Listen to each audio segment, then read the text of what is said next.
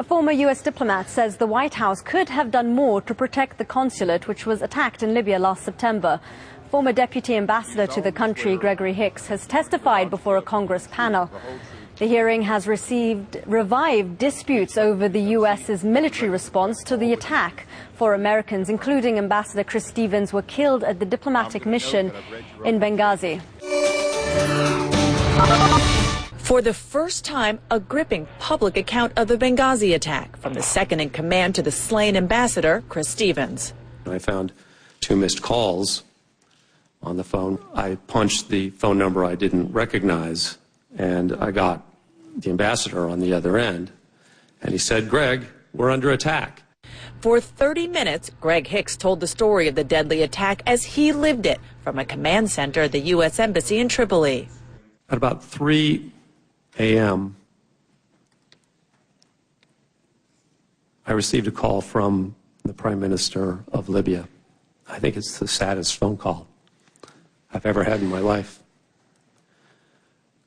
He told me that Ambassador Stevens had passed away. Hicks was commended for his harrowing service by both parties, but the bipartisanship stopped there. Republicans invited Hicks to bolster GOP accusations that the administration botched the response and misled Americans afterwards, especially UN Ambassador Susan Rice's television appearances, calling it a, quote, spontaneous protest. I was stunned. My jaw dropped, and I was embarrassed. Did she talk to you before she went on the 5 Sunday talk shows? No, sir. Hicks said that hurt U.S. relations with Libya by offending the Libyan president, who was on one of the same programs, calling it a planned terror attack. Hicks also argued the U.S. military could have helped quash the attack by scrambling fighter jets to fly overhead. The defense secretary and Joint Chiefs chairman testified in February that was not possible. As we looked at the timeline, it was pretty clear that it would take up to 20 hours or so to get them there. The committee's top Democrat put that to Hicks. Do you have any reason to question General Dempsey's testimony before the Senate? Again, I was speaking from my perspective. I understand. On the ground in Tripoli, based on what the defense attaché told me. And he said 2 to 3 hours. Hicks also says 4 Special Forces personnel were ready to board a plane from Tripoli to Benghazi, but were stopped by their superiors. It fueled GOP outrage. How did the personnel react to being told to stand down? They were furious. I can only say, well, I will quote Lieutenant Colonel Gibson. He said, "This is the first time in my career that a diplomat has more balls than somebody in the military."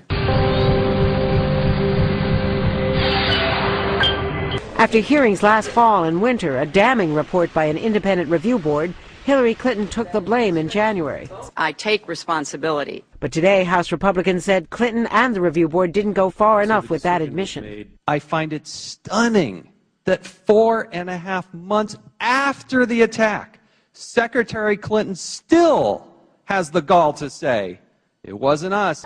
As the attack raged on and a second assault on a CIA outpost, Hicks testified he and a defense attaché tried to send 4 more special forces to Benghazi and pleaded for air support, but the Pentagon told them to stand down. I will quote Lieutenant Colonel Gibson. He said, "This is the first time in my career that a diplomat has more than somebody in the military." But the Pentagon says F-16s were hours away and couldn't have gotten there in time, say Democrats.